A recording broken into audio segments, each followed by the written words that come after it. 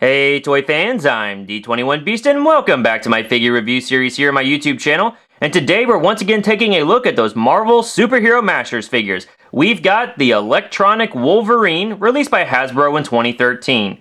Now this Masters review is going to be a bit different from what I typically cover. Normally I take a look at the basic figures, which tend to be one Master toy with one accessory, but here we have sort of a deluxe set. We've got Wolverine with a ton of accessories off here to the right, and you'll see that he even has sort of a try me feature on the box that you can press, and it will illuminate one of the accessories that he comes with. Now, if you're not familiar with Masters figures, they are a toy line that allows you to disconnect your figure at the joints and reassemble them with other figures in the line, and you can make custom superheroes just like this Iron Man you see off here to the right. But let's go ahead and get things started, guys, by taking a look at the packaging for this figure.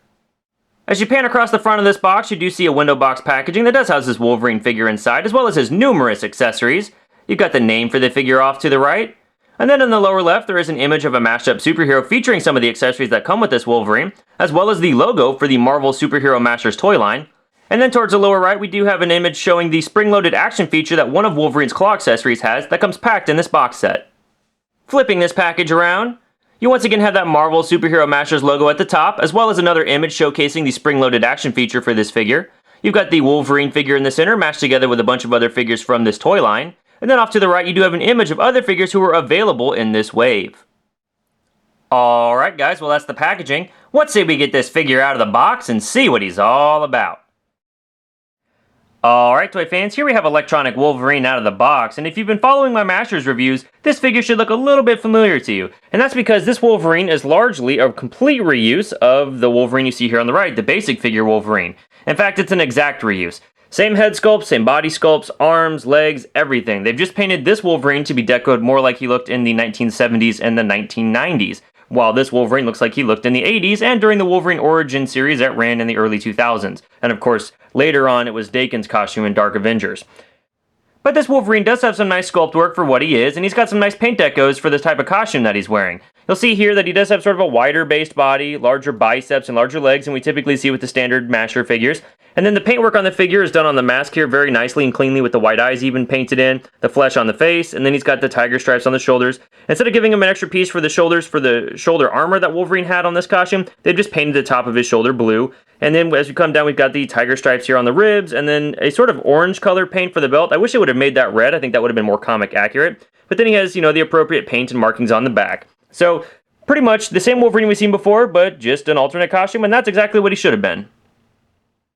Electronic Wolverine comes with all the accessories that you see here, and depending on what your purpose behind this purchase was, whether you're a collector or you're somebody who's looking to play with this guy, your mileage is going to vary quite a bit with these accessories. The first things I want to point out is that he has these two sets of claws here. The first one does just kind of attach to one of the notches in the forearm of the figure, and you press this button, and the claw lights up. Not comic book accurate whatsoever, but certainly has some play value there if that's what you're into. He also has this set of claws that are spring-loaded like we saw in the box. Again, they plug into a hole in the forearm of the figure, and then you push the button here, and its spring-loaded function just kind of shoots the claw out, and you can of course reset it and do it again. Then he has this sort of, I don't know what you would call this, chest armor piece. Now it's got a belt that actually kind of wraps around the back of the figure, and you can size it up and get it tightened on there pretty nicely. And it will sit on the figure, and then if you have like the Iron Man Master figure or any electronic figures that have lights in the chest, there's still a hole in the center of this chest piece so that light can still work. Then Wolverine has these. They're sort of knee pads, I guess you could say, adamantium knee pads with claws coming up the front. And then he has two additional arms. One that's got sort of a, I don't know what you would call this, a serrated saw arm, and it has a hand that can still hold an accessory. And then he's got this arm that has sort of a loop on it or a hook that won't actually hold on to a figure, it's not big enough. But then he has his claws protracted there. And then we have the final piece. This is the best part of the figure, I think, the alternate Logan head. Now, my only complaint with this alternate Logan head is that it does seem a bit small when compared to the Masters figure overall. We're going to go ahead and stick this on the figure. Just give it a nice little push there. And let's go ahead and compare it to that masked Wolverine head. Alright, so you probably want to see some of these accessories in action. Boom! There you go. And this figure looks absolutely ridiculous, but I kind of find it charming in the sense that he reminds me a lot of the Toy Biz figure variants that came out in the 90s. The Space X-Men, the Light Tech X-Men, all those crazy different versions of the characters that came out long after they had done the comic book versions of costumes. And you can't deny the play value and the fun factor of a figure like this, with all of these accessories that are attached to them, and they're all completely compatible with other Marvel Masters figures that are out there on the market. And you still have your spring-loaded claw here to the left, and then you've got your light-up claw on the right.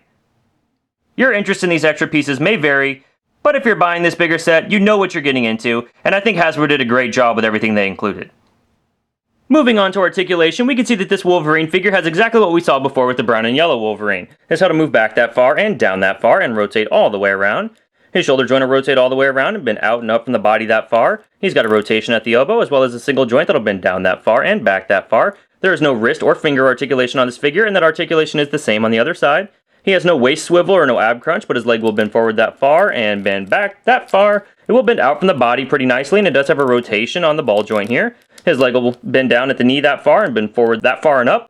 He has a rotation at the knee, and then he has an ankle joint that'll bend down that far and forward that far, and he's got that Hasbro ankle pivot. So overall, a great range of motion for this Masher figure.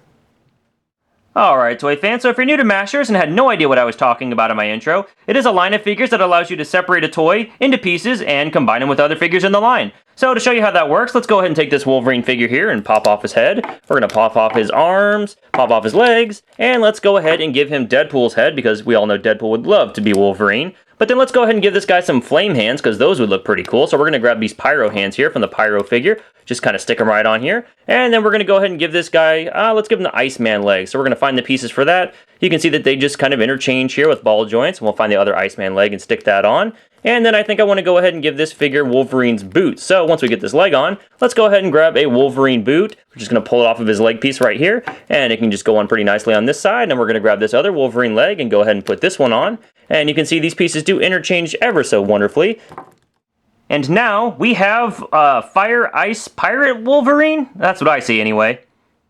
Now this guy's what I've just created with the pieces you see here, but of course, the more figures you have in this toy line, the more options you're going to have to mix and match and create your own mashed up superhero. Height-wise, we can see that this Wolverine figure does stand just a little bit over 6 inches tall. For some size comparison, here he is once again compared to the basic Wolverine figure from the Smashers line. Here he is compared to the 6-inch scale Tiger Stripe Wolverine figure, part of the X-Men Classics line released by Toy Biz. And finally, here he is compared to the 6-inch scale Marvel Legends Infinite Series Wolverine figure by Hasbro.